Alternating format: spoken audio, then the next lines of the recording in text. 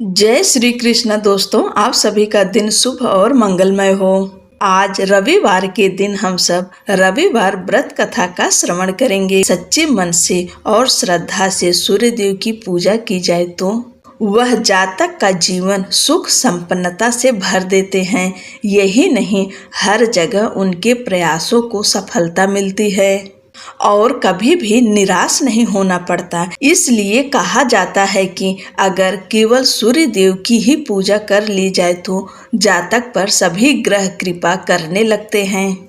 अगर आप व्रत नहीं रखते हैं तो भी भगवान सूर्य देव की पूजा रोज करें। सुबह भगवान सूर्य देव को एक लोटे में जल लें, उसमें थोड़ा सा कुमकुम, अक्षत, रोली डाल दें और लाल पुष्प डालकर भगवान सूर्य को अर्घ्य दें।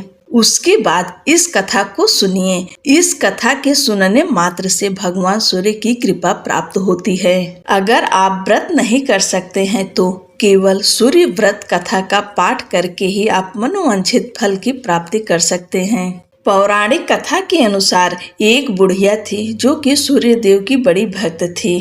वह हर रविवार को प्रातः काल स्नान करती, इसके बाद पूरे घर को गोबर से लीपती, फिर भोजन तैयार करती और सबसे पहले उसका भोग भगवान सूर्य को लगाती, इसके बाद ही भोजन करती। यह उसका नियम था। सूर्य देव की कृपा से बुढ़िया के जीवन में किसी बात की कोई कमी नहीं थी। लेकिन एक दिन जब वह हमेशा की तरह रविवार के दिन अपनी पड़ोसन के घर गोबर लेने गई तो उसे गोबर नहीं मिला। तो बुढ़िया ने कहा कि बहन गोबर चाहिए था, लेकिन उसने साफ मना कर दिया। इससे दुखी बुढ़िया घर वापस लौट आई, लेकिन न तो उसने भोजन बनाया न ही भोग लगाया। जब रात हुई तो वह भूखे पेट ही सो गई। सूर्य देवता ने उसे स्वप्न में दर्शन दिया और उसकी परेशानी का कारण पूछा। बुढ़िया के दुख का कारण सुनकर सूर्य देवता ने उसे सर्व कामना पूर्ति गाय का आशीर्वाद दिया और अंतर ध्यान हो गए। जब बुढ़िया की आंखें खुली तो वह हैरान रह गई। उसने देखा कि उसके आंगन में तो गाय के साथ एक सुंदर सा बछड़ा बंधा है। उसने गाय को घर के बाहर बांध दिया। उधर पड़ोसन की भी उसकी नजर पड़ी तो उसने देखा कि बुढ़िया की गाय ने तो सोने का गोबर किया है। पड़ोसन ने मौका देखकर बुढ़िया की गाय के गोबर को अपनी गाय के गोबर से बदल दिया। सूर्य देवता ने जब ऐसा देखा तो उन्होंने जोर की आंधी चला दी। इससे बुढ़िया ने गाय को घर के अंदर बांध दिया। सुबह जागने पर उसने देखा कि गाय ने तो सोने का गोबर किया है। तब से वह उसे भीतर ही बांधने लगी। बुढ़िया की पड़ोसन को उससे बड़ी ईर्ष्या हुई। वह राजा के पास पहुंची और उसे पूरी बात बताई। यह सुनते ही राजा ने अपने सिपाहियों को भेजकर गाय को अपने यहाँ मंगवा लिया। लेकिन कुछ ही देर में राजा का पूरा महल गोबर ही गोबर से भर गया। राजा ने सिपाहियों को आदेश देकर गाय को बुढ़िया के पास छोड़ने का निर्देश दिया और पड़ोसन को दंड दिया। इसके साथ ही संपूर्ण प्रजा को सूर्य देव का व्रत और पूजन करने के लिए कहा जाता है कि सूर्य देव की कृपा से बुढ़िया के जीवन की ही तरह संपूर्ण राज्य के लोगों को सुख समृद्धि की प्राप्ति हुई। मान्यता है कि इस व्रत कथा को सच्ची श्रद्धा से पढ़ने पर धन तो लाभ होता ही है, साथ ही सभी मनोकामनाओं की पूर्ति होती है।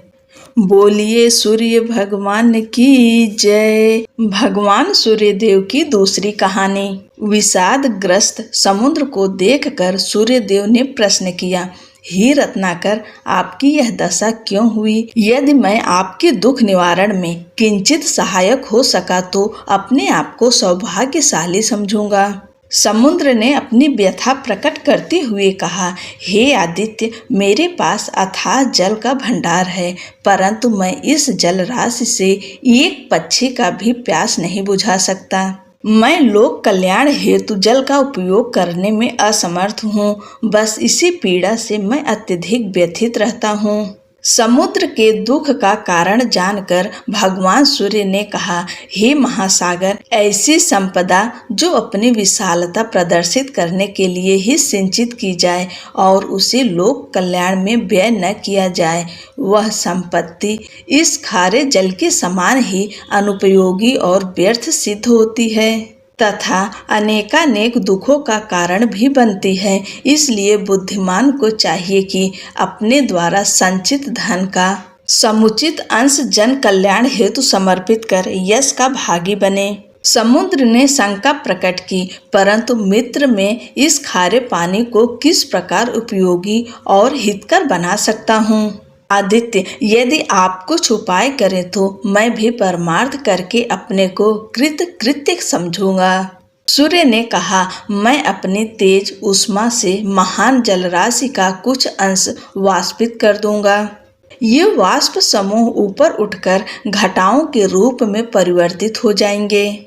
वायु के वेग से ये घटाएं सुदूर क्षेत्र में भिन्न भिन्न स्थलों में वर्षा करके धरती और समस्त प्राणियों को तृप्त कर देगी। तुरंत ही दोनों ने मिलकर पवन देव को इस योजना की जानकारी देकर सहयोग के लिए प्रार्थना की। वह सहर्ष इस पुनीत कार्य में सहयोग देने के लिए तैयार हो गए। फिर क्या था, सूर्य ने प्रचंड गर्मी से समुद्र के जल को वाष्पित करना शुरू किया।